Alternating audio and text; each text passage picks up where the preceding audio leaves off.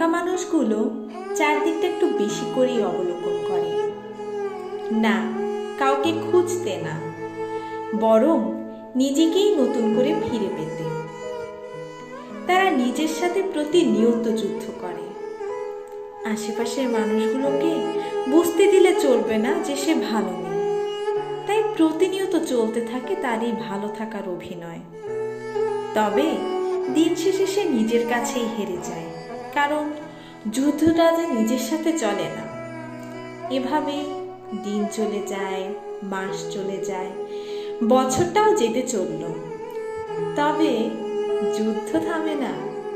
এই যুদ্ধ চলতে থাকে অবিরাম ধারায়। জন্মটাই যেখানে পাপ, যুদ্ধটা সেখানে আমৃত্যু।